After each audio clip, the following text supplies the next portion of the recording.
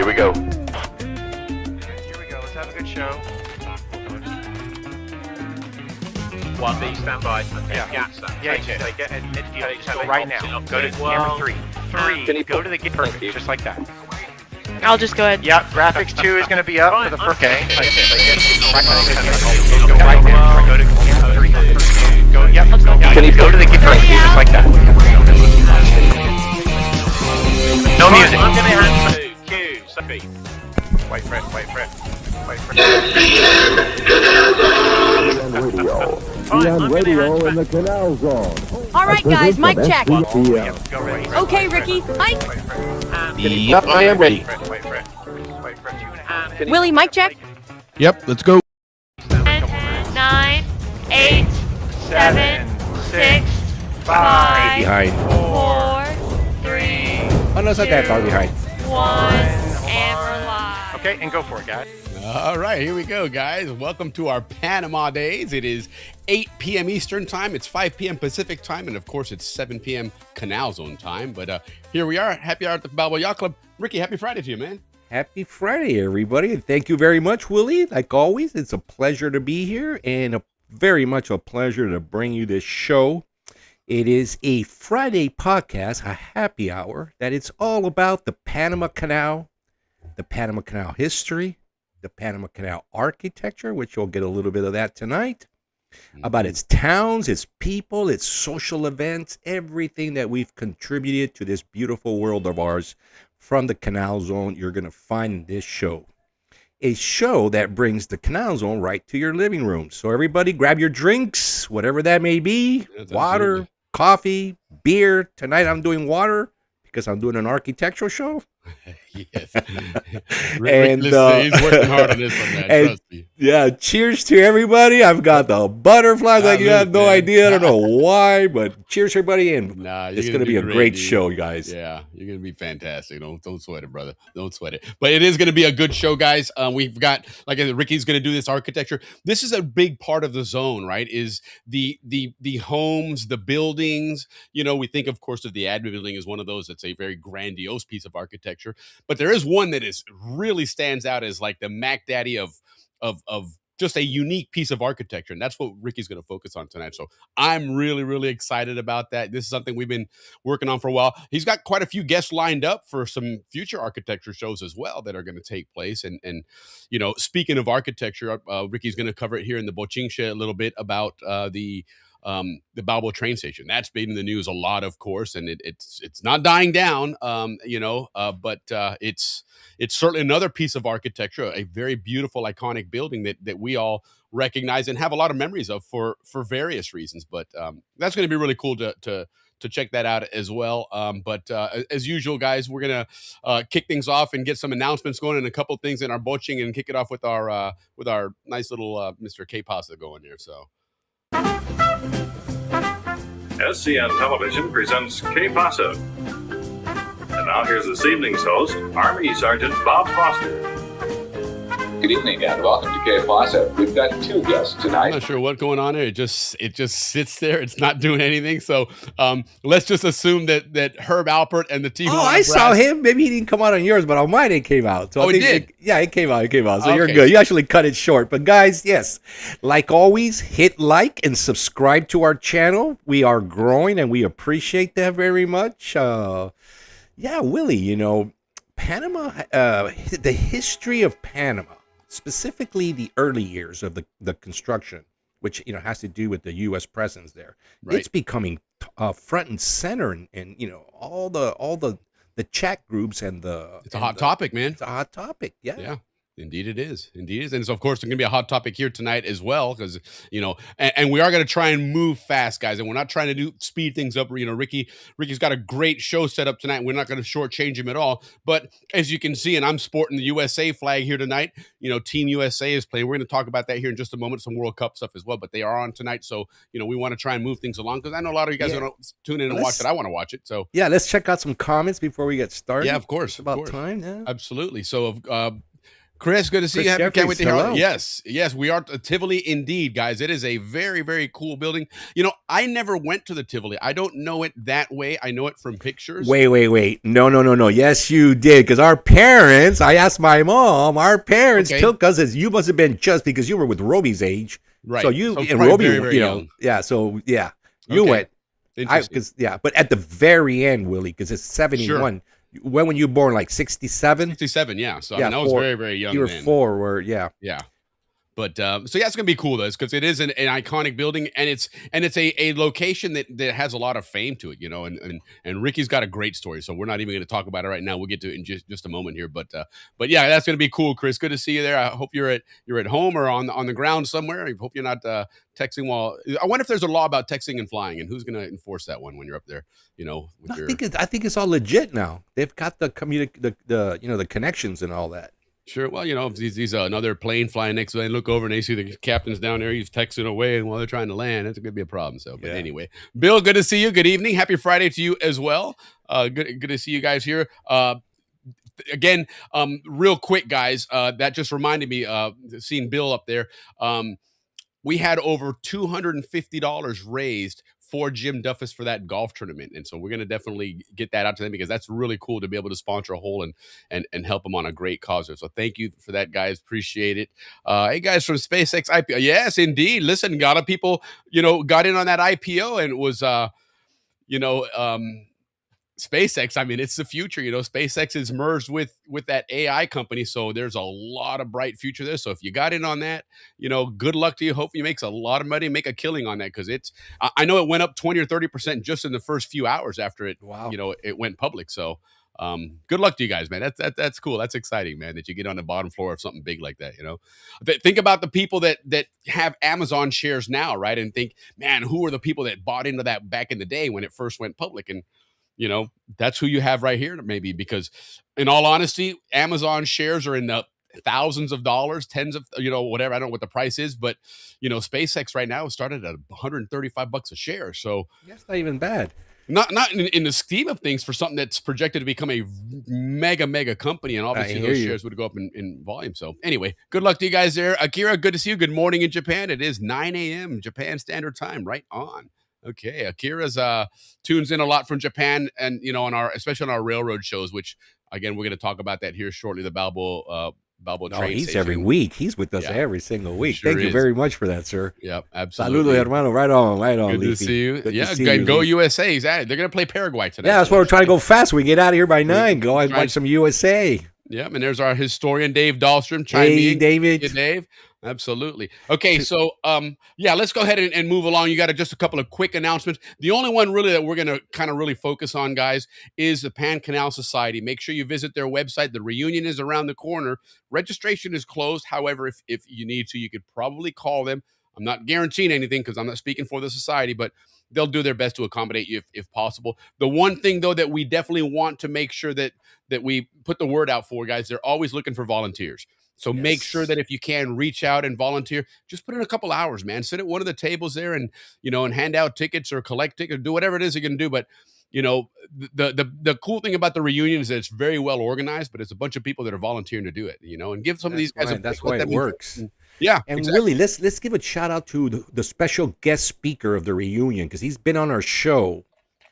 If you remember, Paul Shamella. Paul Shamella. So if you guys see or go or planning to go, make sure you tell him, say hi to him, and tell him you saw him here on our show. Yes, he'll be on Friday afternoon, guys. Remember, right around noontime. But he's going to be. He became the commander of Naval Special Warfare in Panama, and he literally arrived just a couple of days after Just Cause. No, it was the next day. Yeah, within like a day or two after that, he arrived and he took over all of that stuff and did a lot lot of things. Post how did he arrive? You know, on a parachute. That was his first visit to Panama. That wasn't on the day after? No, that was a training thing. That was way that was before, a training. Funny story, because like he says, they jump out of the back of a C-130 and they were off by about 6 miles because of wind or whatever else. And they landed right in the middle of the channel with the boat right in front of them. Of course, a boat happens to be bearing down on them, you know, and they're SEALs. They're not supposed to be seen. So yeah, they had the water. They got out of the way. But it was an introduction like none other.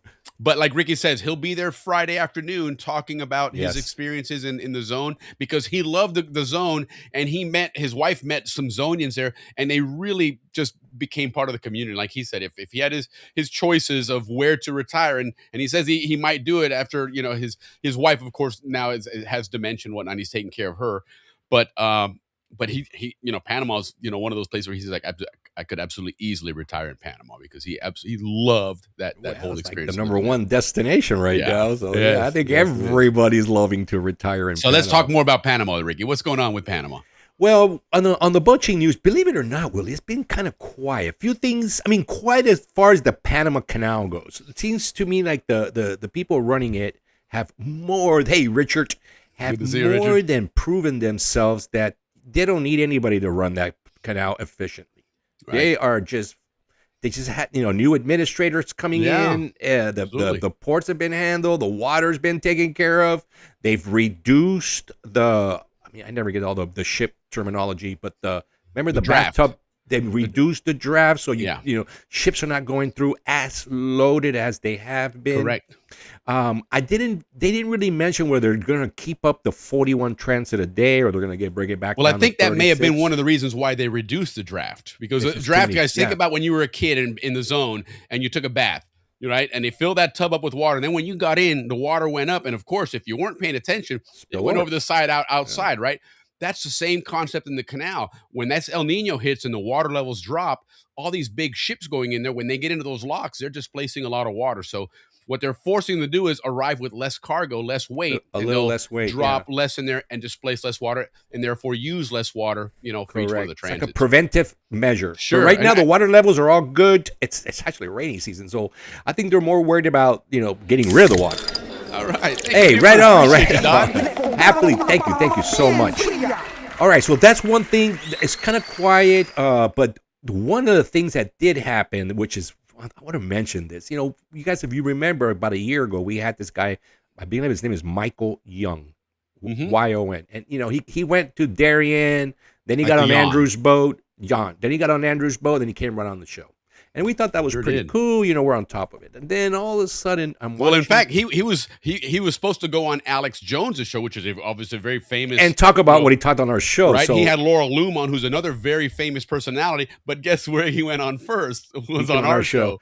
Well, So, yeah, Panama now, they're doing more operations in the Darien jungle. Now it's not for immigration. Now it's for illegal mining, because they're if you guys all remember when we grew up, we were always told that Darien is full of gold, but you can't go mine it because they would eat you. I don't know if you guys remember that that story that those the Indians in Darien, the Chocoys or something like that. Remember, they were like man-eating. They would chop your head off and stuff like that. And we always grew up knowing that there was a ton of gold, but you just couldn't get there, right? And that's why all the Indians from that area wear so much gold, right? Well, apparently there's a humongous, operations there of illegal mining. So, Sena Front, with the help of the United States government, has put these, operations together, and they set out for the first. They embedded for the first time one of Panama's YouTuber, or like us, podcaster, to be on that, providing that same kind of deal where they bring a podcaster, they take him to the jungle, and then he comes on and he talks about his what he saw, something that we were lucky to do before. So I saw that, I thought, wow, that's kind of cool that we're embedding now people to go see what's happening in Darien, and it's pretty freaking crazy what's going on down there. Yeah. So indeed. so that's one of the good things. The other on the security in Panama, the other news on the security in Panama, we had the third largest prisoner escape in Latin American history. Happened on June 1st. 195 guys escaped. Yes. Yeah.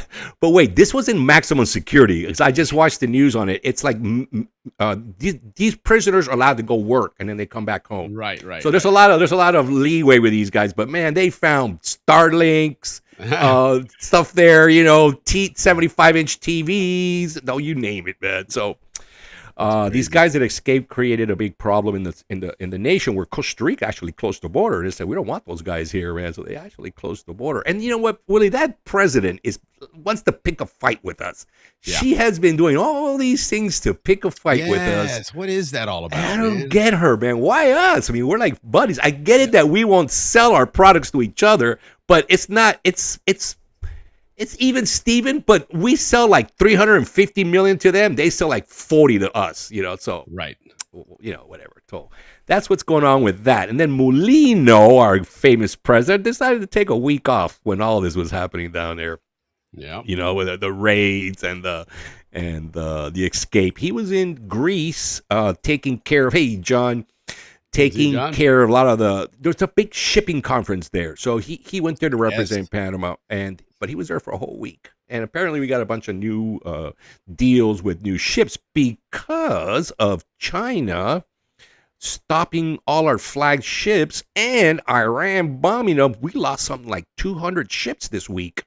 Registry. They're no longer registered with the Panamanian flag. And that was exactly what the Chinese wanted to do to pay us back for them losing the ports. Yep. So that was kind of big news. But, we can't retaliate. They're a huge country. But Mulino was in Greece, all new, looking for new contracts and replace anything that the Chinese are affecting us on. Yeah. So on the guys, we got a few more things before we wrap this up. Trade is up. Check this out, guys. Europe has fallen in love with two things in Panama. Just in the first quarter of this year, $343+ million in trade with Europe. Two things. Chiriqui, pimienta, pepper. Salt and pepper. I don't know what it is, but they love Chiriqui pepper. How about that? So anybody out there who has Chiriqui pepper, let us know. What is it about Chiriqui pepper that is so phenomenal that they're shipping that kind of amount to Europe? Yeah. And then the other one is from the Darien, teak. So they are, mining forests there as well. Okay. And taking the teak out, and the Europeans are buying all that teak, where before it was actually the Japanese that bought all that teak. Now the Europeans are buying it.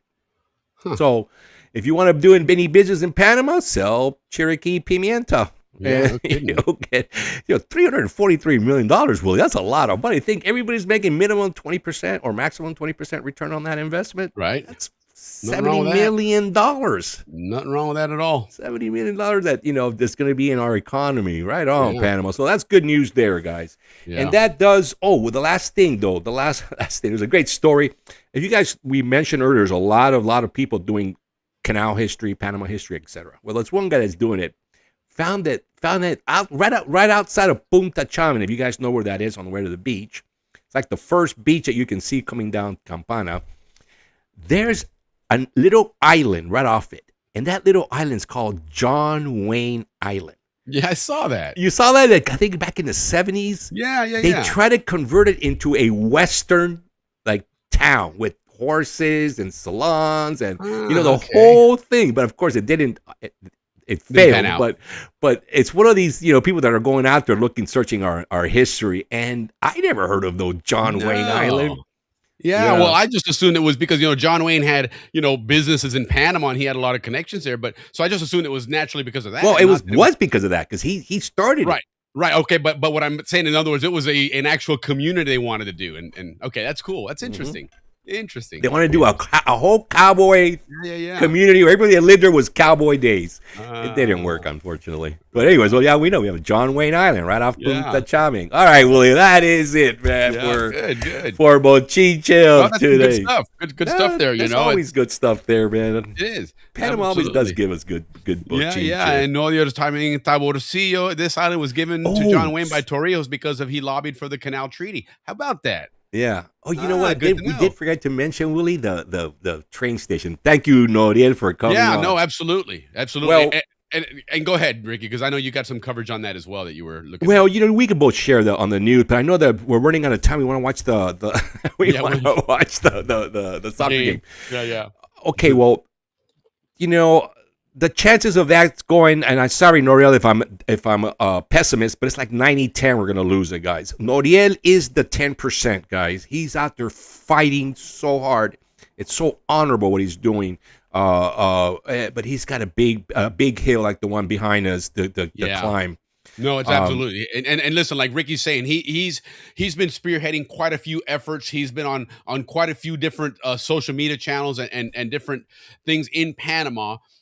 He's obviously made a name for himself with the Panama Railroad history, and now he's looked at as somebody that has played a role. And honestly, he has, because he's put in a really strong effort in promoting the railroad and the history of the railroad. Yeah, yes. So, now, what are the results? What are the things MOP is saying? MOP is the people who run the Ministerio de Obras Públicas. That's their public works department. They're saying, listen, we're really sorry about this. You guys weren't classified as a patrimonio, historical patrimonio, and we really apologize. And but what we will do is provide a new museum by one of our terminals, the Albrook Terminal, which is going to be the Grand Central Terminal of Panama. Right. So they're going to put a railroad museum, and fingers crossed that Noriel can either be a huge part of that, if not run it. I mean, that would be a perfect Well, if there's anybody that has a passion for the railroad, it is him. It is. That would be a perfect ending if we lose that building, because it's not only part of the Canal Zone, it's part of Panama's the railroad. Railroad was there before the Panama Canal. Well, and when you look at everything that's going on there, and like we saw on Sunday, there was a gathering of people there at 4:00 Panama time to in essence voice their concern, their displeasure, whatever you want to call it, regarding the canal and regarding the closing of this railroad station and all that stuff. And one of the things that struck me, and I may have not presented it the right way earlier today or earlier in the week on social media, but I do feel strongly about this, is that the Canal Zone, as we've learned, was designed to be a place that for those that live there never wanted to leave. And that was obviously the case, right? The vast majority of us were very had a hold of the treaties, and it was just a wonderful place to grow up and live, and everything was taken care of, everything was manicured. Every so many years your house would get painted. I mean, everything was done to take care of us and make this an awesome community. And at the end of the day, when the treaties went into effect, and when they finally in 1999, when it was finally all over, it was officially 100% Panama's. The Canal Zone, guys, was a real estate piece for Panama. Okay, there was a few administrative buildings they needed, a few structures they needed here and there, but the vast majority of the Canal Zone was just real estate to them. Okay, and so when you look at pictures of the Canal Zone now, and this Sunday was a big part of it, because people took pictures at this rally and whatnot, and while it was great to see that and see these people that have this passion for protecting this and really wanted to preserve it, at the same time I couldn't help but notice how run down the whole area was, right? And it just looked like a dump, in all honesty. And I hate to say it. Who was in charge of that building? Was it I don't know, or was it the Panamanian government? God only knows, but McDonald's went in there early, and to me, even that kind of ruined the I know. You know what? Listen, I worked for McDonald's when I was a project manager. And the guy in charge, well, he was like second in charge of real estate for McDonald's, the Caribbean, and Central America, was a Zonian. Daryl Ford. Yeah. So I'm like, did Daryl get that deal done? I think a Zonian was trying to do the right thing. It's possible to maybe preserve. And I know, because I worked with him, and we were in a meeting. It's like, you're Zonian, right? You're from the Canals with Ricky Roy. I'm like, yeah. I'm Daryl Ford, blah, blah, blah. He's a little younger than me. And I was like, no way. Right on. Powerful Zonian working for McDonald's. It is. Charge of real estate. But bottom line is that the Canal Zone in general, okay, it's disappearing. It's going to, we've seen half of Sosa Hill's been ripped out now just to put that bridge through there. We've seen a lot of things that, heck, my neighborhood in Amador Road is gone completely. There's a highway going through there. So, it's not even a matter of it kind of just got overgrown and disappeared. But you look at a lot of the buildings in Amador, big, great barracks buildings, solid concrete buildings, just gone to waste. And so this isn't a knock on Panama, okay? No. The United States and Canal Zone in particular had a very unique, way of lifestyle that involved preserving the views, keeping things clean and orderly and looking absolutely pristine. And that's gone, guys, and it's never going to come back. But I kind of ended that whole statement by really saying, let's be thankful that we were the chosen ones to grow up and live down there and be able to live this and experience it. We were the end of it. The guys that really had it good were the guys that grew up in the 60s and 70s. Those guys had it what's funny really is, good. is I did an audio overview on something else I'm working on for some recipes, and this on Notebook LM they do these audio overviews. They're really cool because they take two people, they're AI characters, but they almost do like a podcast, and they were discussing this whole Canal Zone thing, and they gave it a really unique angle that I never thought about. That our time there, 60s, 70s, 80s, and maybe going into the 90s a little bit, those were Zonians that had an expiration date. Prior to that, you didn't have an expiration date, right? We've got people that are 3-4 generations of Zonians, and as far as they were concerned, this was going to go on forever.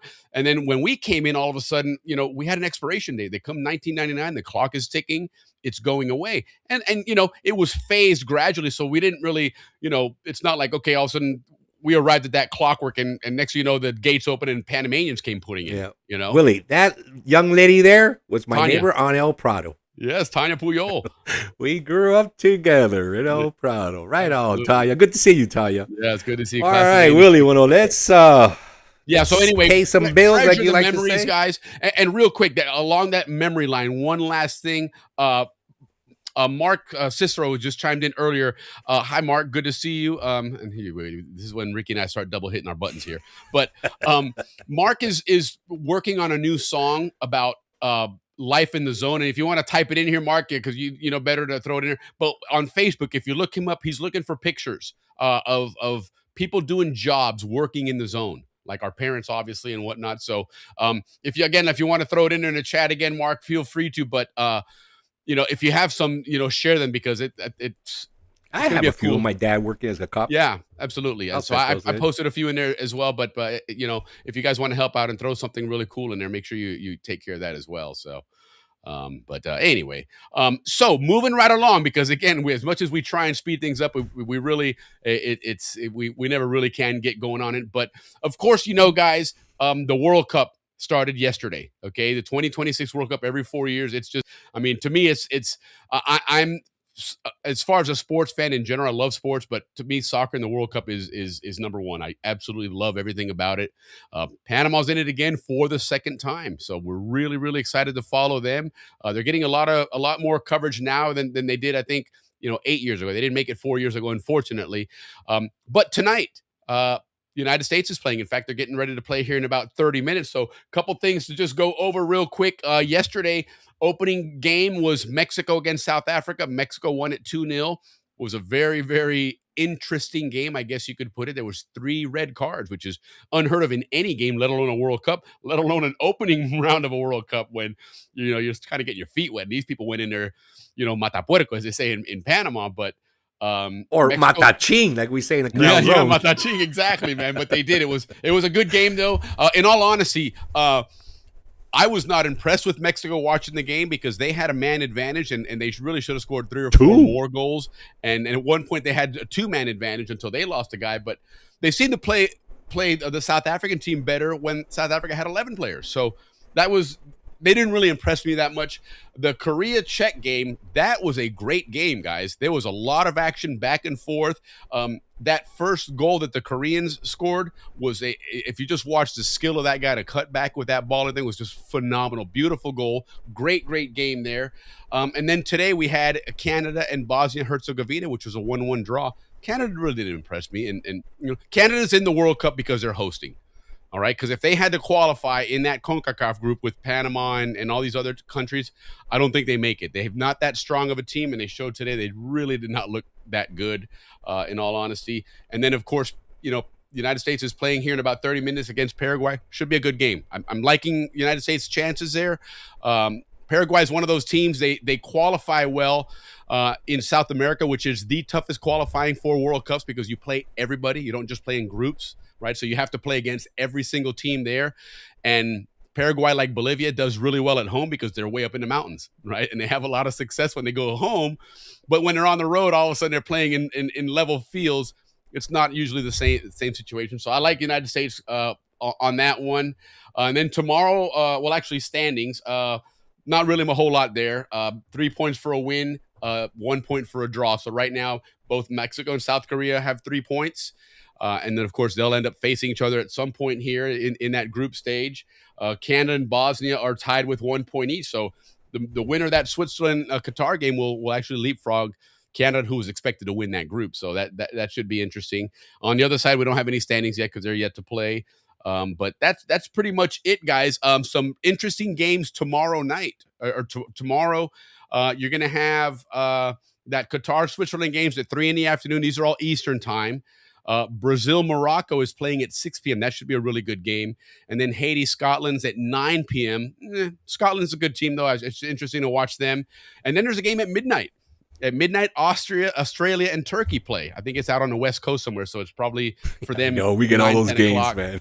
Yeah, so, but the other thing, guys, for what it's worth, for me, growing up in Panama, I remember my first memories of the World Cup was the 78 World Cup in Argentina, which Argentina won as the host. And the one thing that always stood out to me was like the Coca-Cola, you had the bottle caps and they had all the countries' flags on them. You always collected those, and it was a lot of fun. But, having learned to watch World Cup soccer in Panama and watched several of them before we moved to the United States, watching World Cup soccer in English is not the same. And so for what it's worth, guys, Telemundo in Spanish, if you tune into them, they put all the games on in Spanish, and it is way more enjoyable to watch the World Cup. Especially when they score a goal. And on the English version, and that's a goal. Well, and even, in the Spanish version, goal. Yeah, right. It's a 3-minute call, man. Yeah. And then the other thing is they love to roll those R's when they're excited. And my wife watching it last night, she was cracking up about that because, instead of saying regresamos, they're like regresamos ahora. It just it's very passionate. So Telemundo is where you want to watch those. Exciting times though, guys, because this World Cup is it is, man. It does bring the world together. It's pretty good. So anyhow, let's get moving along, guys, because pay some bills, Papito. Pay some bills here and then get this architecture going. So bear with me here, guys. Where can I find El Fulo? He's out there catch waves. Hey, Fulo! Fulo!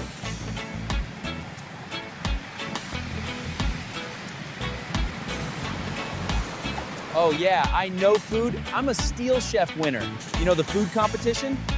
Really? Yeah, look. Check out this video of my win on YouTube.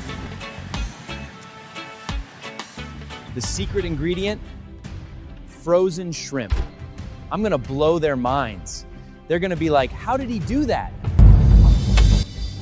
Microwaved? Trust me, dip it in the Howler Monkey Sauce Verde, you'll be blown away. I love the balance of the garlic with the tang of the vinegar. I mean, it's classic.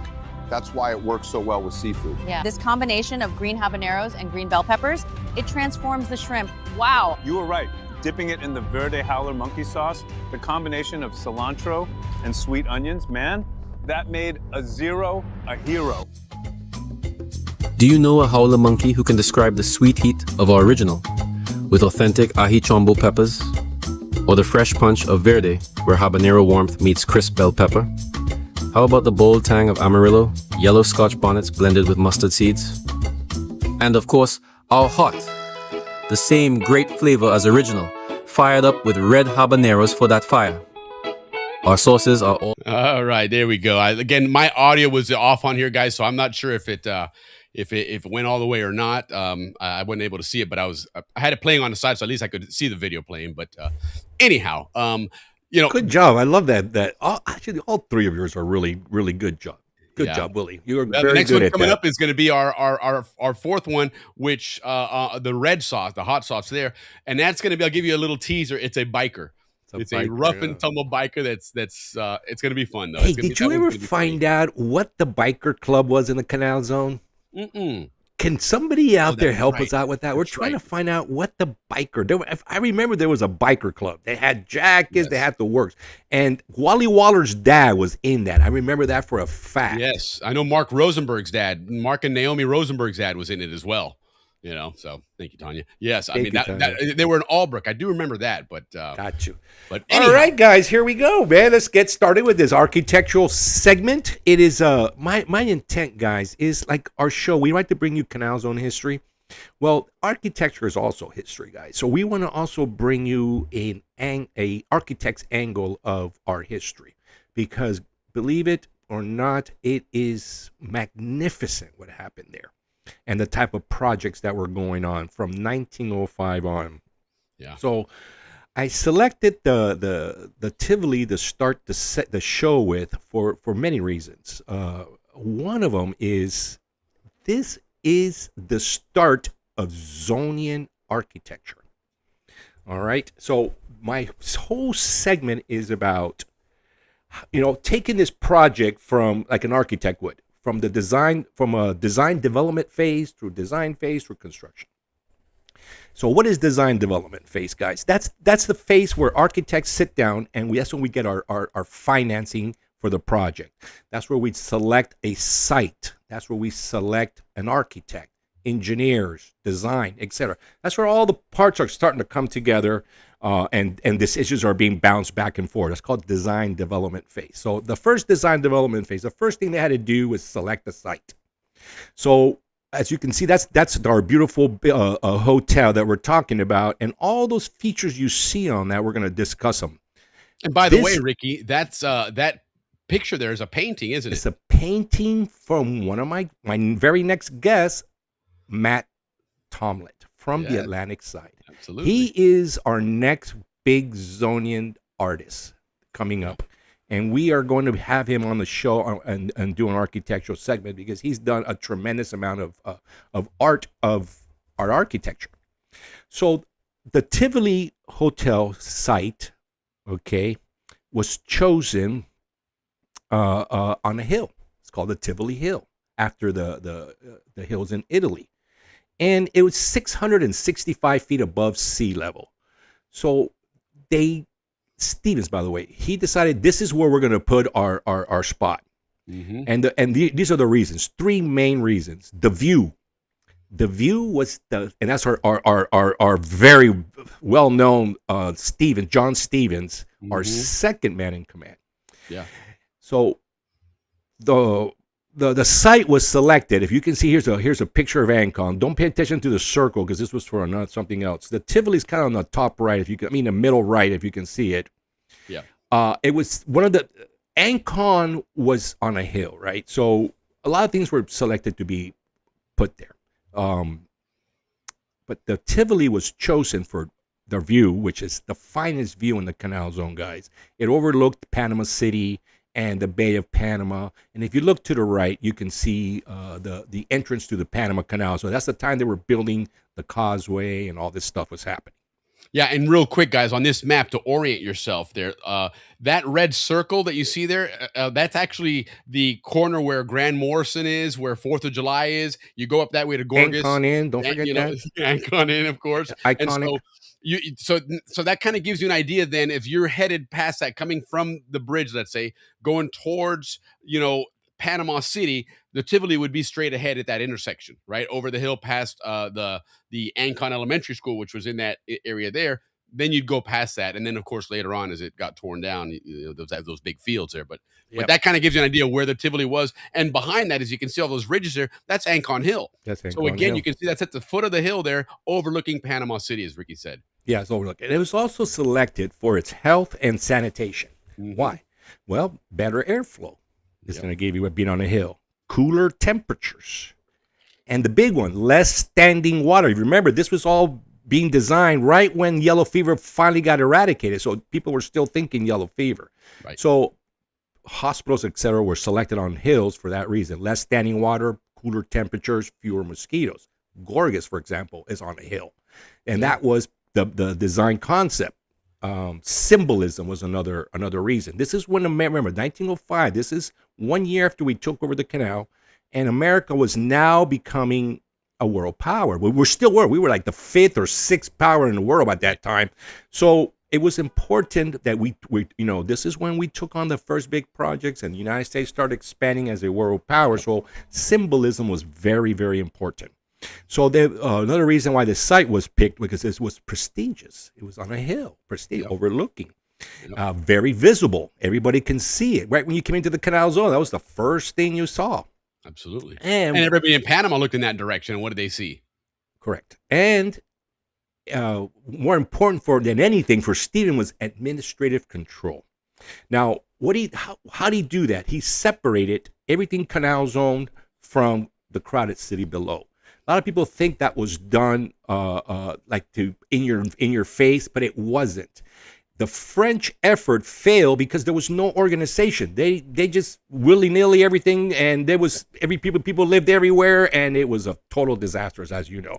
So he thought that he needed to control labor, where they lived, everything compact, keep them there to do the work, like Willie said earlier, and that was why he was so into separating us for administrative control. So that was part of the reason why that site was also selected, to keep us away from the main city where you would naturally put a hotel. Okay.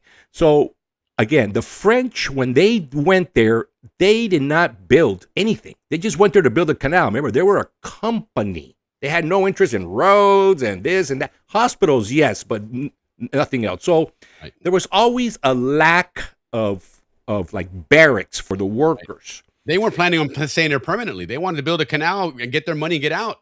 But there was no facilities. So Stevens commissioned the project through the ICC because it wasn't the Panama Canal Company yet. Right. And he gets the project. He starts reviewing the original design, which was truly based on the French design that were there before, because they did do a few buildings, right? Sure. Not nothing. And then so they came in, they thought, all right, let's do a hotel based on that. And so when the earliest stage of this, they're looking at that, Stevens receives a message from Washington.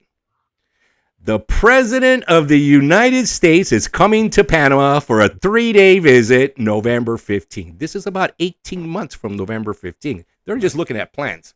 Right. And Stevens decides at that moment, the President's coming. We've got this beautiful design here. No. We need to redesign everything.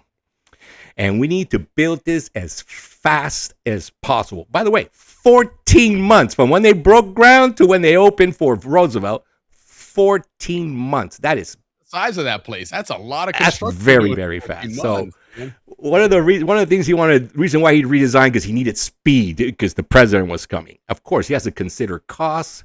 Very important. Availability of materials.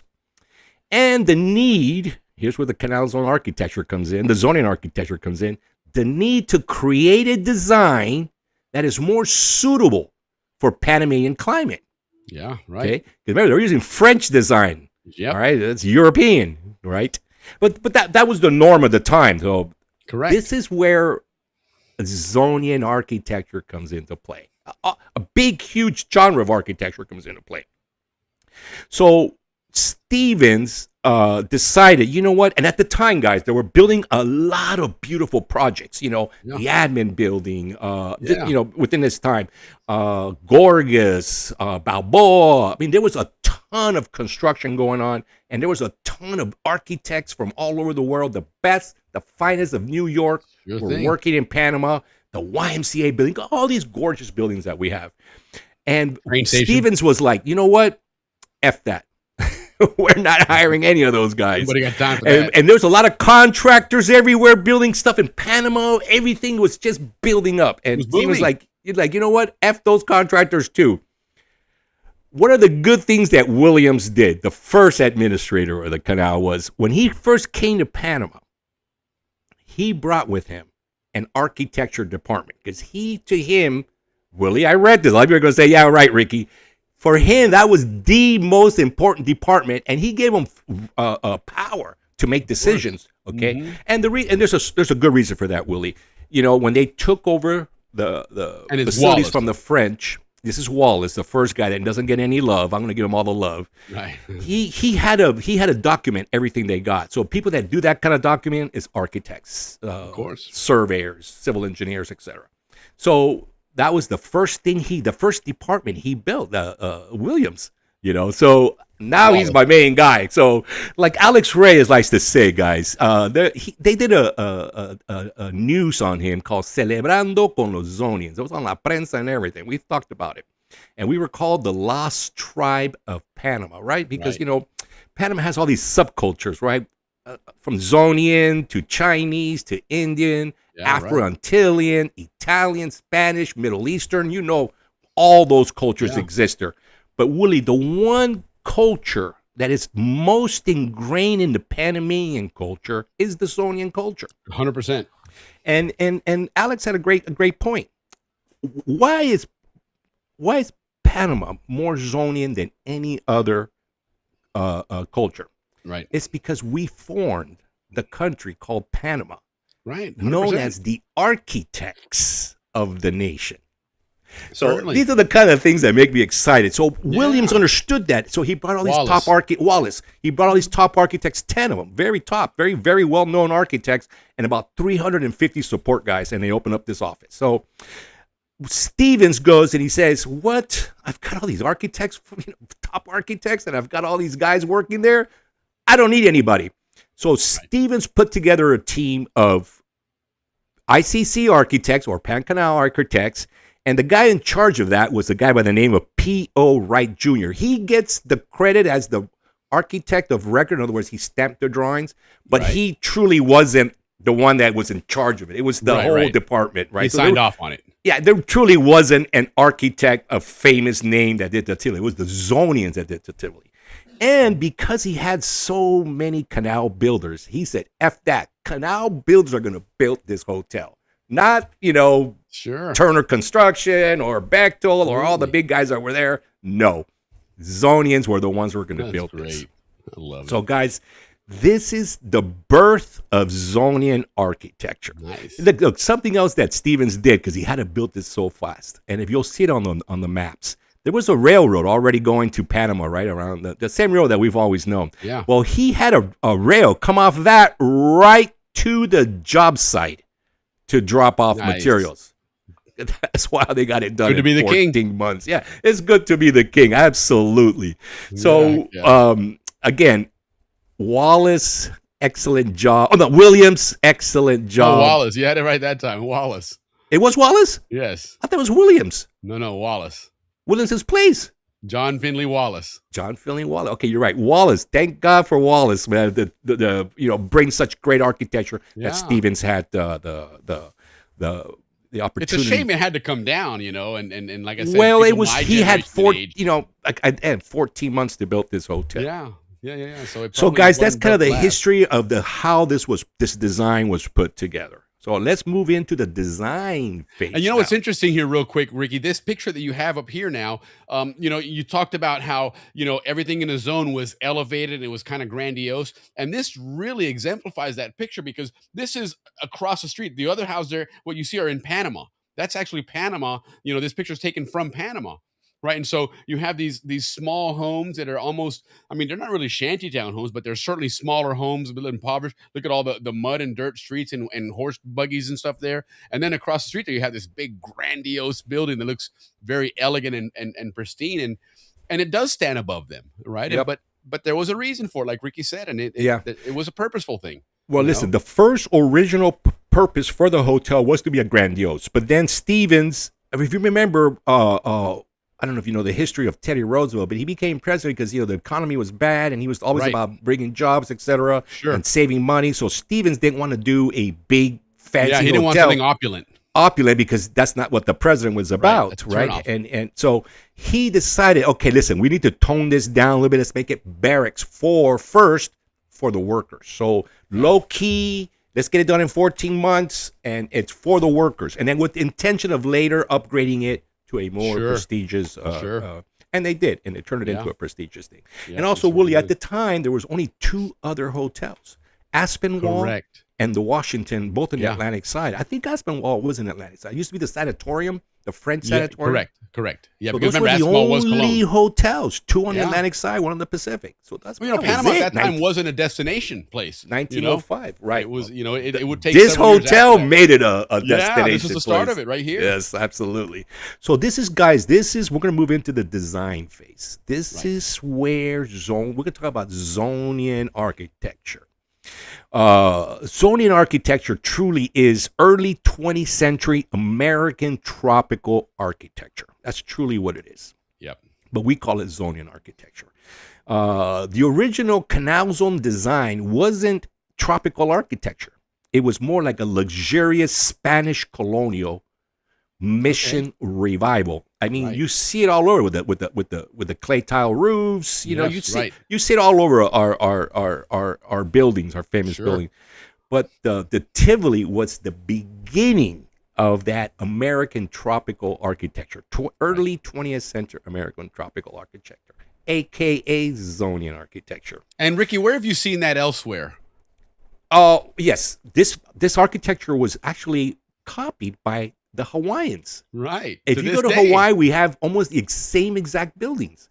Yeah. Our cool. schools. And you're talking 50, 60 years later, mind you, right? Because, you know, Hawaii started getting developed much later. I mean, this is something that was developed in the zone. You could really say that style is a Zonian style. And it's also moved into the Caribbean. Yeah, it's effective. It also moved into the Caribbean. All right, let's talk a little bit about the design. The original design for the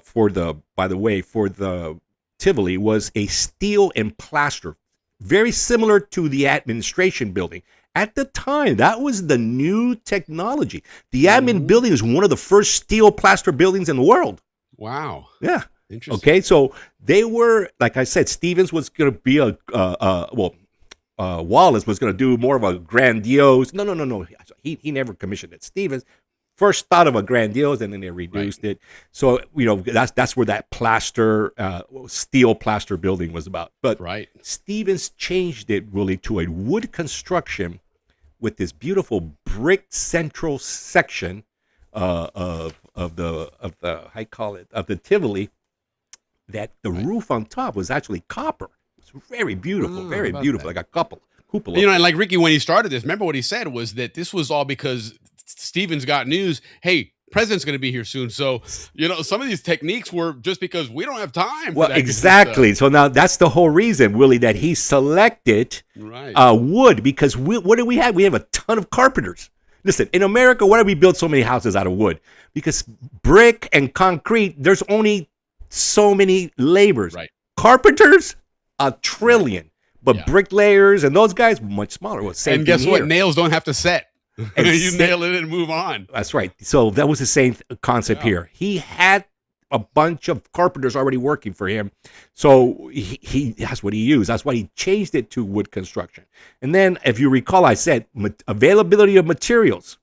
Because if you have to wait for them to come in, it's going to take forever. So he asked, what do we have a whole bunch of? Well, we're building a whole bunch of railroads, so we got a whole bunch of heavy timber that we're going to use for railroads. Oh, nice. Heavy timber construction because of the railroad. We had a ton of it all over the Canal Zone. Sure. So that's another reason why he chose that. All right, let's talk about the building. Now, here's a floor plan that our very good Captain Andrew has found for us, because he has access to ACP's,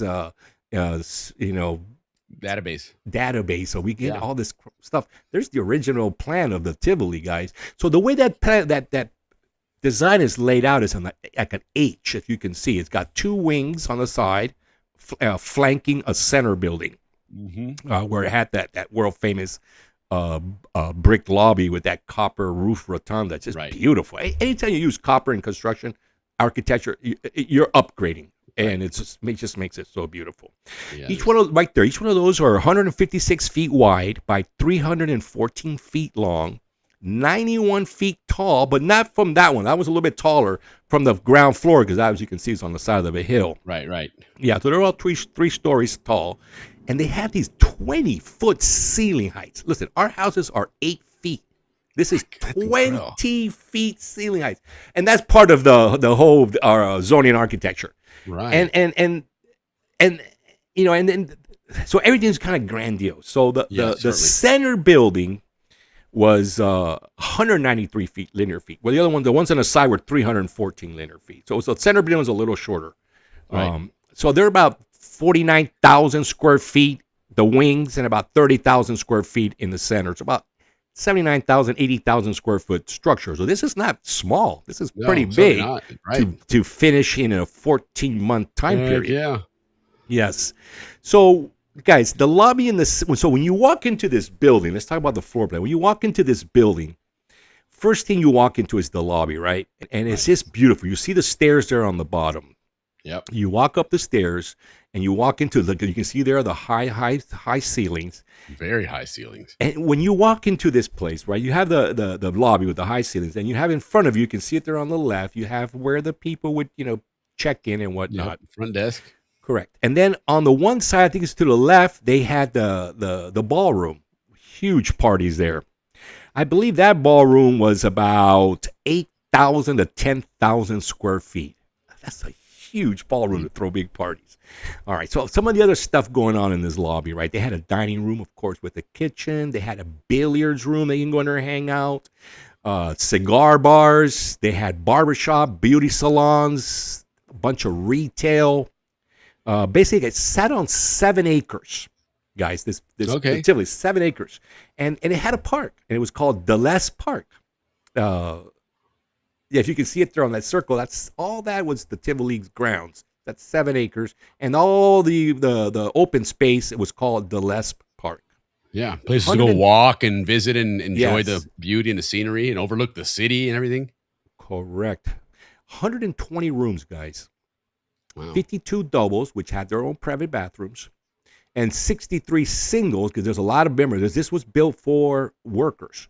63 singles with shared bathrooms.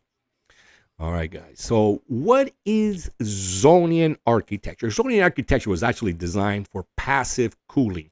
What does that mean? It means you're trying to find the best way to ventilate and cool your building. Because remember, this is before air conditioning. Right. Right. So passive cooling was what Stevens was thinking.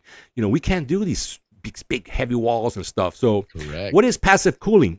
Covered walkways. If you guys are familiar with Balboa High School, when you got from building to building, we had those covered walkways. Yeah. Cristobal High School also has that. So Purpose-built. Canals, Gorgas Hospital had a lot of covered walkways. We had them all over the place. That's Zonian architecture. The wraparound verandas, which you saw in some of our pictures there, which they at the time were calling them perimeter galleries. Okay. Part of the Zonian architecture. High ceilings with pitch roofs. Right. As you can see that there. And then on top of that, those high ceilings and those pitch roofs, you would see these little cupolas. And that's to release the heat. Hot air rises. So you get the heat through there. Is that those white ones you see all along the roof there? On the roof, yes. Those cupolas. Yes, okay. You see them there. And that's to get the hot air out. Sure. And one of the main concepts, one of the main things about Zonian architecture is symmetrical composition, guys. With a prominent tower. You can look at all architecture. Here you can see the tower on top. If you look at Cristobal High School, there's a tower there too. There's towers on all our. That's part of our Zonian architecture. Symmetrical composition. That's why everything in the zone. If you look at Balboa Elementary School, everything is symmetrical. Yeah. And it was purposely done for our way of thinking. So we categorize everything. We that way we build that way. That way we live that way. So symmetrical composition was huge in Zonian architecture. All right, some of the materials that we use. Hope you guys are enjoying this. If you have any comments, please let us know, because I'm all about comments. If not, I'm going to fly through this. Now I understand why David flies through it, because you get so excited. You want to tell the story. You do. You caught up in the moment, Yeah, but fun stuff, because we can all relate to it, For me, a history lover, right? And World War II history is fascinating to me, but I wasn't there, right? So I just go by what the pictures say and what the stories say.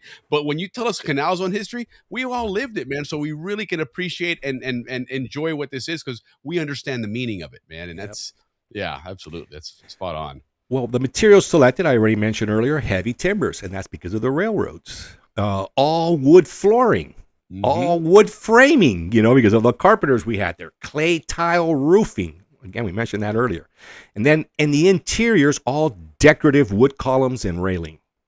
Right. So that was the Canal Zone look, right? Wood, verandas, high ceilings, cupolas, symmetrical composition. covered walkways, verandas, and actually there's a lot more to it, and I'll get to it, which we're going to do right now. Of course.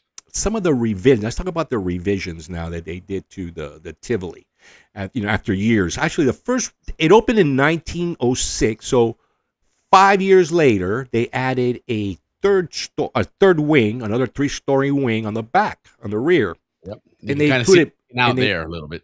Yeah, they included more in guest rooms. Now that 1911, they're starting to bring in more international gas, commercial gas is what they call it. Sure. So in 1911, they upgraded that, and not only that, they also installed the first electric elevator. This is all brand new. So Panama got its first electric elevator, one of the first ones. And then 2 years later, as this place is becoming popular, I mean, we'll go over the world-class list of people that went there. The Tivoli was the spot. They decided to, in 1913, to add with this very world-famous, the Pergola Bar. I believe it's in the back. The Pergola Bar. And world-famous. Why? Because all the spies hung out together there. They all stay there during World War I, World War II, and whatever other war happened during that time. And everybody would be at the same bar at the Pergola during wars. It was known for that. Well, I'll tell you what, Ricky, you're absolutely right. And I'm not going to tell about it now, but remind me one day to tell the story about the spy that was caught at the Tivoli by the barber. Okay, we will talk about that. Yeah, a little bit later we get into all the social stuff going on. And the porte cochere was also included in 1913. Before the porte cochere was just a set of stairs going up, kind of like the admin building, just straight up in there. But then they put in the porte cochere and made it a lot more easier to drop off, and you'll see that on the pictures. And then in 1922, I mentioned how wood was so prevalent in everything, right? From the framing to the floors to all the interiors. The fire department goes in there and calls this thing a fire trap. And they have to install a fire sprinkler system in the AZAP, 1922. And they also, at that time, brought in the hot water service. So they had hot water heaters going on. They included that into the hotel. So that's kind of the three major revisions to the hotel. Now, through Andrew, we found out there's a whole bunch of other additions, but much smaller. Like they added bathrooms throughout the years. They added air conditioning, et cetera, et cetera. Some of the other buildings that were going on at the time, guys. Panama Railroad Station, which is now a museum, was happening at the same time. So if you could think of that architecture, that's kind of what the Tivoli was going to look like until Stevens had a message from Washington that he had a few months to get this done. Right. The admin building, a little bit later, started as well. Balboa School was also being built. The YMCA, Gorgas Hospital, the Balboa Union Church, El Prado Mall. The streets and how they call it a mall. Right. And in Panama, these same contractors, these same architects. Panama was all. Remember, the United States gave Panama $10 million up front.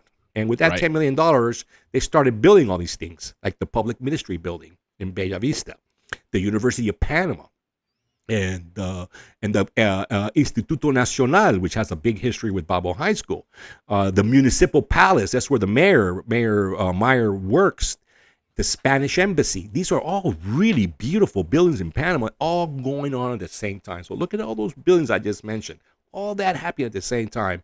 And Stevens decided, you know what? We're doing ours the Zonian way. Wood, veranda, all the stuff I mentioned earlier. So, guys, that's where Zonian architecture started, with the Tivoli Hotel. Yeah. Right, so, and Ricky, I didn't interrupt you because we were going to do this earlier and we just got kind of caught up in the moment and we totally forgot about this. But thank you, Jim Duffus, for reminding us. A lot of what we're gathering, what Ricky's gathering, because this is Ricky's project here for obvious reasons, but a lot of what we're gathering here, guys, is from a book called Architecture of the Panama Canal Zone, Civic and Residential Structures and Town Sites. This is an absolutely incredible book, okay, that was put out by Edith Barkowitz, if you know her from the Zone. And she was kind enough to provide us each with a copy of this book. I mean, it's a fabulous book. Let me go ahead and pull it up real quick because we definitely want to give her some love here because she really has, and just from the standpoint of being a fan of the book. Okay, but it is on Amazon. It's a great book. It's got, I mean, just over 1,000 images, blueprints, you name it. If you want to immerse yourself in that architecture after watching this fantastic show and segments from Ricky, this is the book to get. And find her. Because yes, you are right, Willie. A lot of my research comes from her book, but now with ChatGPT, we can do more deeper research. And I did get some pictures and some information on the construction and on the architecture through a lady who bought all the Canal Zone early documentation. So it was like a personal private museum that ChatGPT was able to get in there and get me some good stories. So some of this stuff does come from all the things you're saying. It also comes from the Canal Zone images. A lot of stuff came from there as well. Wikipedia also has a lot on the history of the canal, Panama Canal. Yeah, and it is. But this is a well laid out book. It's I mean, just a really, really professionally done book that you know, there are certain books you need to have as far as your Canal Zone collection of books and this reads. Is one. Absolutely. This is certainly one she of them, has done a tremendous job to mankind. 100%. To give us this history. Really, really. I mean, where else would we get this information? Yeah, all right, guys. Some historical facts of the Tivoli Hotel. It opened to the public on New Year's Eve, 1907. Okay, right on. 2 months earlier, November 15, like I mentioned, look, there's the walkways. Like I mentioned earlier, Teddy Roosevelt was there, November 15th, for 3 days. Before, he was actually the second one. There was a guy before him. I think it was the guy, the top executive of the ICC. Not Stevens, the guy below Stevens, which actually the first or something like that. Okay. But you know, Teddy was obviously the reason why. I think the first guy was like a trial run, and then because when, you know, I mean, he was the first client. You know, they opened that when for the president's him. coming, man, you got to make sure that things work. Yeah, right? they opened the it for faucets work, the lights work. Yeah, and Willie, that was the first time an American president ever left the country. Yes. And where'd he go? The Canal Zone. Canal Zone. That's it. You're absolutely right. 100%. And where'd he stay? At the Tivoli. Oh my God, where Canal Zone architecture started. This is just unbelievable history, man. I love it. I love it, guys. All right, the place closed for commercial in 1951. So basically, from 1905 to 1951, this the Panama was, you know, the Tivoli was the scene. This is where all the senior engineers, canal officials hung out. Diplomats, military officers, businessmen, tourists, all the Panama elite. Not all of them, but a big part of the Panama elite also hung out there. So it quickly became the place where the Canal Zone Society met, entertained, celebrated, and did informal business. Okay, and at the time, the Union Club built right after this. This was done in 1906. We opened in 1909. 3 years of the Panamanians only coming here to do this kind of work. They said, you know what, we're going to open up our own club. Yeah, and they open up we all from Panama know what the Union Club's all about. Sure. So in 1909, the first Union Club opened up in Casco Viejo, and so between those two places is where all the elite hung out. But as Panama grew, first it grew into Bella Vista, and then Club Union went to Bella Vista because they always went where the elite went. Right. Then when Panama kept growing, and then it went into San Francisco, and of course the Union Club kept following wherever the elite were going. And then they ended up in Paitilla, where it is today, and that is the elite club in Panama. So at the time, those were the two top places for things like this to happen. All right, so it closed for commercial guests in 1951. That means that, you know, Panama at this point, we're saying, look, we have our own hotels. We don't want people staying there. Legit. Totally legit. Sure, Plus, of course. It wasn't really meant for that. It just happened that way because there was nowhere else to go. Well, you had a president visiting, so you had to have a nice place. Yeah, you can't put them in Panama, right? Someone's home. Right. And then 20 years later, when it was just Zonian use for, you know, traveling people that were doing business with the canal and relatives of the Zonians. Yep. For 20 years, it was known as the Tivoli Guest House. So from 1951 to 1971 when they closed it. So those 20 years, incredible. It kind of created the Zonian, who we are as Zonians, party-wise. party-wise. Right, Right. And then it was eventually demolished in 1982. So see, we were there when that were 1982 when they finally just wasn't paying attention then. They just took it down. Today, guys, it's a Smithsonian auditorium and library called Earl S. Tupper. Tupper. Okay. Yeah, Chris was asking earlier. I saw that, and that's what it is today. So it makes sense that the Smithsonian should get that. Because the Smithsonian's also been there with us, and they're just a humongous part of the Canal, Society. All right, guys, some of the famous people. I mean, we've all been through this. We know who the famous people were, right? Right. So I'm only going to talk about a few, right? Teddy Roosevelt, as we know, and by the way, he got his own room, the Teddy Roosevelt Suite. Okay. Charles Lindbergh when he was younger. The Dukes of Windsor were there. Kings were there. Neil Armstrong, John Glenn, Alan Shepard, who then later had a meeting with Chief Sarko to go train in the jungle. You guys remember that episode? John Barrymore also stayed there. How about and that? Then, but the truly on the Zonian elite, there was a couple named the Duke and Duchess of Balboa. Why did they get that title? Because they rented out for many years, Willie. Those 20 years we're talking about? That's right. For many years, they rented out the Roosevelt Suite. So they were Mr. and Mrs. Teddy McGinnis. Now, McGinnis is a big Zonian name. Sure. So these guys have been here for a long time. I think we get a McGinnis comes on the show every once in a while. Yeah. And Howler Monk, isn't Howler Monkey a McGinnis? Yeah, I mean that's part of that family. Yeah, Howler Monkey, our sponsor for that family. So they were his grandparents were the Duke and Duchess of Balboa, sponsoring our show. I mean, this is just unbelievable. Sorry, guys, I get so excited of all these things happening for this beautiful hotel that was the. Let me put a link for it up there. I had another link. That was the super ridiculously long one. Let me put a the better Zonian Union Club. Well, guys, listen, the Tivoli on the social scene, they hosted a lot of formal dances. Yeah. Tremendous amounts of holiday balls, military celebrations. But the big one was their New Year's Eve gala and their 4th of July party.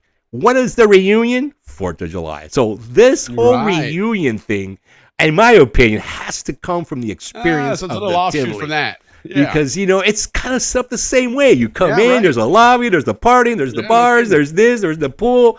Everything like the Tivoli is when you go to a Canal's reunion, you can almost say you're at the Tivoli. What the Tivoli well, actually, felt this year you can, because you're going to have that Tivoli soiree. The Tivoli soiree, and that's totally appropriate, by the way. Certainly. Speaking of the soiree, let me well, they were also known for their happy hours, like this show. They're also known for their brunches, is where, Willie, when our parents, our parents hung out. The DeLucas, the Bettinghouse, and the Royals, we all hung out. Right. When they were younger, because they're all cops. Brunches. And, of course, they had the fine dining there. Excellent cuisine. And when we had, at the early part of the month, last month, when we had Dave on, we talked a little bit about the menu. I'm going to repeat that menu. Ancon turtle soup. How was turtle soup so popular back in the day? Colon chorizo. So that was hot. That was Afro-Antillian hot. Yeah. Culebra filet of beef. Makes sense. Culebra. And the one, but it's definitely not carne en palito. Right.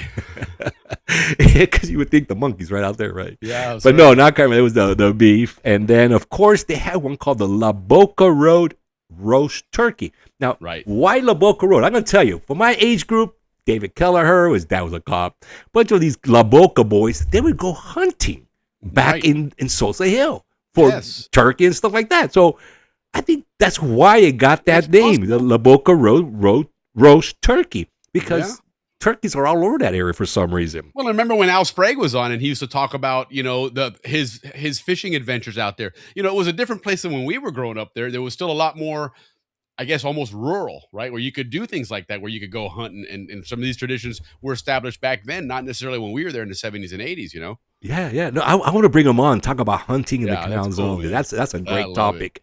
Well, after you eat all that, you also washed it down with some good Tabernia pickles and some Mount Hope olives. And then for dessert, guys, after you had all one of those turkey or beef fillet or chorizo or the turtle soup, you would get a little dessert of mataching ice cream. There you go. How about and that? some Gorgona cake. And you would drink all that down with some Empire coffee while smoking a fine Panamanian La Cascada cigar. How about that? How about that? That was the life of the Tivoli Hotel. Indeed. Guys. Indeed. It was a great place, man. It's a great place. There's so much, Zonian history. I mean, this is where the whole entire architectural genre it's ironic, Ricky, now that you was mentioned discovered. I mean, yeah, certainly. It established a lot of the how would you call it, the social world of the zone, right? Because it revolved around the Tivoli, right? And then the irony of it all is you think about when the Tivoli came down was in 82. Well, that was kind of the beginning of the dismantling of the Canal Zone, right? It was starting to now transition over. Things were starting to close, be handed over. Some were just, closed and torn down. Others were repurposed. But in this case, it was one that maybe even Panama saw there's nothing here for us. It's an old wooden building, and it really was. I mean, it wasn't made to last, that's for sure. It was made to be a great building, but wooden buildings are not going to last 150 years. They're just not. Right, and then on some of the pictures, you guys, you'll see Ancon, before Balboa, Ancon was the center of the Canal Zone. I mean, Ancon, 100%. It was actually, like we said, symbolism. Right. It was selected for that reason. It was high ground. High ground. Balboa was a swamp. Remember that. Balboa needed the canal to be dug to build Balboa because you had to fill it in. But Willie, since the 1500s, Ancon Hill has always been the prominent, prestigious point, and the Americans knew that, and they, that's why Gorgas was up there. Ever since they lost Old Panama, when they decided to build a new Panama in there, it was under Ancon, which we've learned that Ancon is actually a term for a hill overlooking a harbor. Is an Ancon, and so therefore there was like three terms. There was like a But the initial term in Old Spanish, an Ancon and Huancon was an area that overlooked a harbor. Correct. It was a strategic place, which is why they built the new city of Panama there, and consequently the beginnings of the Balboa Canal Zone area. Correct. And then when they started closing down all the towns, the old towns, Matachin, Gorgona, etc., and all those people were transferred over, and their homes, by the way, to the Ancon area. As we know, the one of the last famous homes is the governor's house. Sure. Which, by the way, sits on the where they had the crematorium. Right. When the French. And a lot of that was also a cemetery, remember? Yes. That's where that's where the governor's house used to be, a crematorium. Oh my God. Well, anyway, so it was, the governor's house was Stevens' house. Yeah. It was Stevens' original house. And it was moved. It could have been Gotha's. Now I got that mixed up. I think it was Gotha's original house. Well, Ricky, Lee's got some wonderful things to say here. He's giving you some good props there about it. I enjoyed it much, and it is. And this is the beginning of a lot of really cool, of great buildings, right? Yes. A lot of Canal Zone architecture. As you can see, the image up there, that's Cristobal High School. Yes, you can see that. You can see the tower on top there. That's Canal Zone architecture. The covered walkways. You can see everything has that symmetrical composition. There's no. Yes. I mean, you got that one rose window on the top left, but that's okay. Everything else, because almost all buildings have rose windows. And by the way, rose windows face east. So if you ever see a rose window, which those round ones you see in a lot of churches, always face east. Look at that. And rose windows, as you can see, the guys are the ones. There's one right there in the middle, and one on the right edge. It looks like maybe, or maybe not. But okay, interesting. So those point east. Yeah. Look at that. You'll always learn something on these shows here. That's for sure. There's the Spanish tower roof. So in Hawaii, you see structures that look exactly like that. Right. I mean, to the T.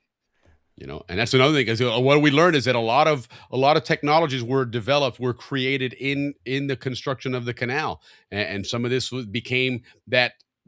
We like to call it that Zonian architecture. There's probably some Americans will say that's American architecture, but really it's made for tropical worlds. No, it's actually called early 20th century American tropical architecture. And again, what's the earliest 20th century was the construction of the canal was probably the biggest early 20th century project, right? Well, the first 20th century American tropical architecture ever done building was the Tivoli. Yeah, so there you go. So very appropriate there. Very appropriate, yes. And then the Tivoli was actually an area where there's a lot of activity. You can see that's the USO there. Yeah. Remember, the Tivoli was more elite than but there was other things going on, like the USO building. A lot of partying in Ancon. Ancon was the place to be during the construction days, 1905 to about 1911. We got to make a note here, Ricky. Jim's telling us to remind him of a story about working at the crematorium. Okay. All right, we will. Oh, you can just share it now. You know, we're kind of done with that. How we do it on time? Oh, we got to go, Willie, the soccer game. Yeah, the game's on, which, by the way, game's on. I know that it looks like, was it a U.S.? Somebody said goal. A couple of people have mentioned a goal here. Chris mentioned it, and Keith Jordan. Coach, how you doing, Coach? Good Hey, Coach. Right on, Keith. Yeah, so let us know. Was it a U.S. goal or was it a Paraguay goal? I would have hoped and assume it would be U.S. goal, but you know. Yeah. Well, let's go through the pictures. I'll talk about a little bit of the pictures, and then we'll wrap this up. But wait, before we wrap, go ahead, go through the pictures, Willie. My coming guest, we got Matt Tomlett coming on next, and then like I said, we're gonna go over all the art that he did and all the structures that he selected to paint. And then we're gonna have Richard Grimison and his brothers and sisters coming on to talk about his father, who was a Canal Zone architect. Yes. And some of the projects he worked on. And truly, Willie, one of my first interaction with architecture, which was amazing to me, was when I was a little kid, first, second, third grade, I hung out with Patrick Grimison and Paul Myers. And Jesse Little. Right. That was my gang. The four of us, we hung out everywhere. So we used to go to Patrick's house. Richard was already too cool to hang out with us. He was hanging out with the bigger guys. And Patrick and I would run around, and we'd always run around to his dad's office and hide in there because it was the coolest. I remember looking at his drafting table and the bar and the books and the pencils, and all that to me was exciting. So I go, Richard, your dad was the first impression. My mom's brother is also an architect.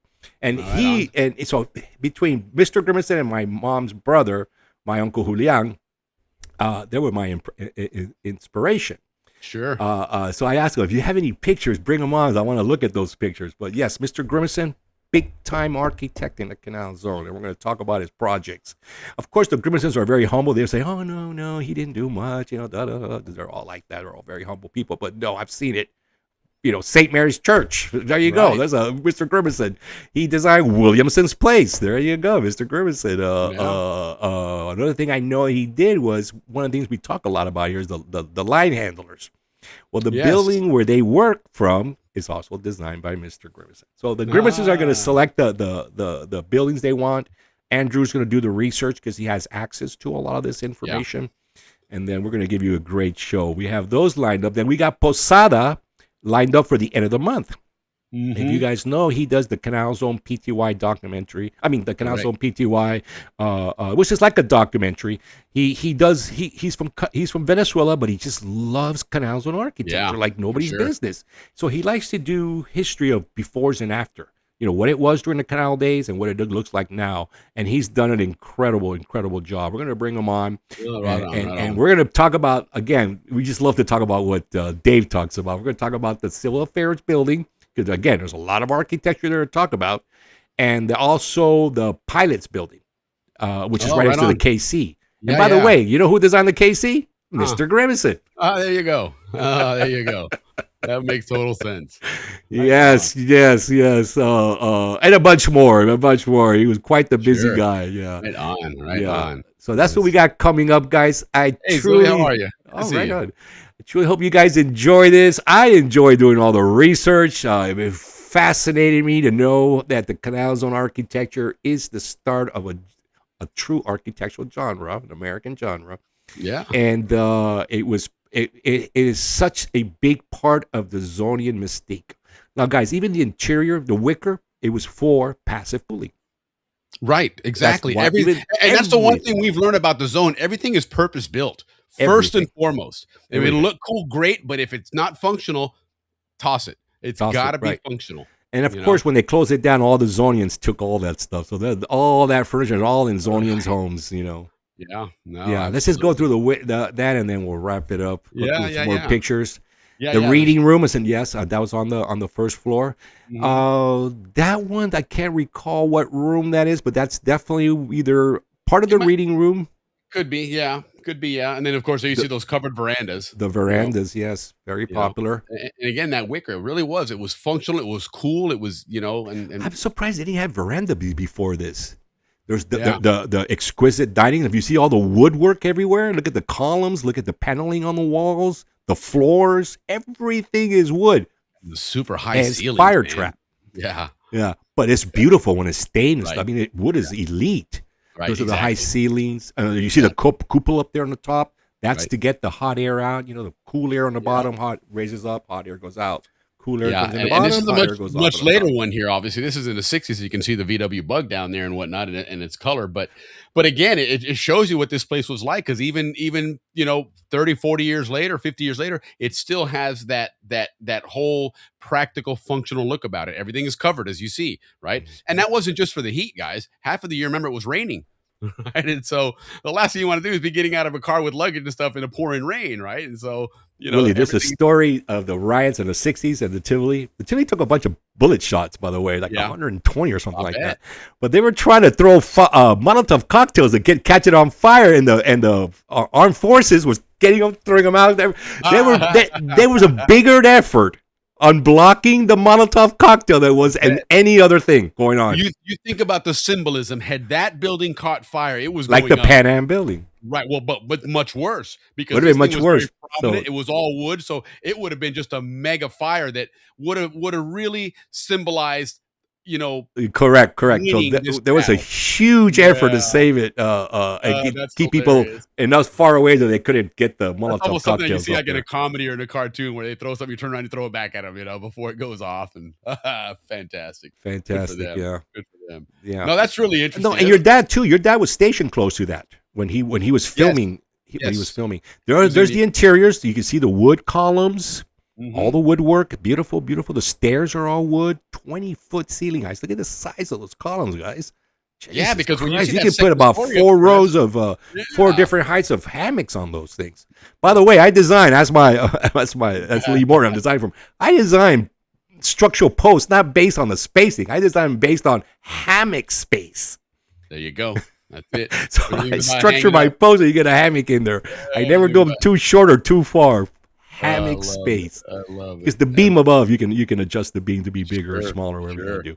Again, the wicker furniture, we've seen that one over and over. The windows, jalousie windows were very popular for the passive. You're not seeing them there, but they became very popular for the passive cooling.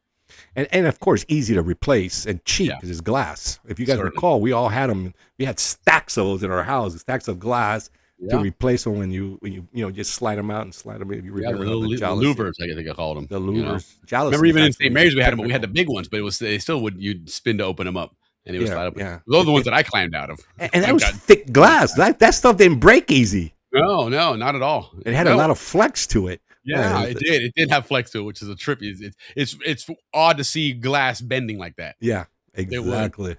I mean, it would break, but it had a more tolerance than normal glass. What else we got there, Willie? I think you've covered it, dude. We covered all. Oh my God, guys! I got through my first architectural segment. I hope you liked it. It was very good. It was absolutely fantastic. Let's see. Glenn Plucker was the head chef at the Tivoli for years. Okay, right on. It was known as an elite dining room. They were known as exquisite. So, real quick then, real funny story.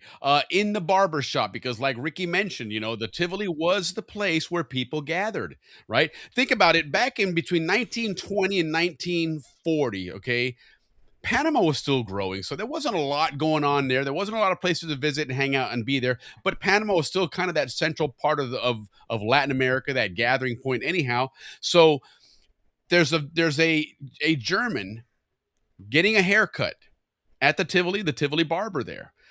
And I forget the specifics about it, but how much he was charging him. And it was like $2. And the guy complained about it, raised a big stink about it, so much so he didn't want to pay for it. Very arrogant about it, this, that, and the other. Well, long story short, this guy had just escaped from Brazil. He was a Nazi spy. And they What year was that? 1941, 1942. 41, yeah. And so the Tivoli barber is the one that walked out and said, "Hey, I want to press charges. This guy came in here, insulted me, raised a big stink, kicked shit around, and didn't want to pay for his haircut." So when they detained him to take care of this stuff, they're like, well, let's hold this guy and find out who he is. And come to find out, oh, wait a minute, this guy's a Nazi spy that we've been looking for in Brazil. So the Tivoli played a role in breaking a spy ring in in the Canal Zone for World War II, which I thought was hilarious. But yeah, that was a good show, Ricky. This was an absolutely great show, Richard. Yeah, looking forward to you and sharing your dad's accomplishments and exploits in the zone, because I didn't realize that he we all went to St. Mary's and went to St. Mary's Church, and Mr. Grimston was a big part of that as well. So good job on the art. Oh yeah, St. Mary's Church, 6 o'clock mass. If you were cool, like the Grimsons and us. Right, absolutely. Every Balboa ram went to the 6 o'clock mass. We never went to the 10 a.m. mass. Right. That's it. Yeah, it was a lot of fun. This is all Ricky here, Keith. Ricky's put a lot of work into this. He's been looking forward to it. Poor thing. Listen, let me tell you what, this guy doesn't sleep, man, because I got a message from him at 8 o'clock this morning, which means that's like at 5 o'clock over there in California. He's like, hey, you got my slides ready? I was nervous. Well, you see, we had big numbers because a lot of my friends are on. I all week long, come watch me, come on. I think, oh my God, what did I do that for? No, listen. So I was a little nervous that I was going to blow it in front of all my friends. But yes, thank you for everybody who showed up. I really appreciate it, man. We're going to make this show, guys, great. Right? It was you. It was architecture, which you live by that. You guys, you don't know the amount of times that I've had a conversation with Ricky about just anything, and somehow you'll find an architecture angle out of it, some way, shape, or form. So, oh my God, people hate driving with me because everywhere I go, look at that. That's from this. That's from that. That year, then this year, look at the roof. My poor mom, she's had it for. My mom won't even get a car with me because she doesn't want to hear about construction, about dirt, about roofs.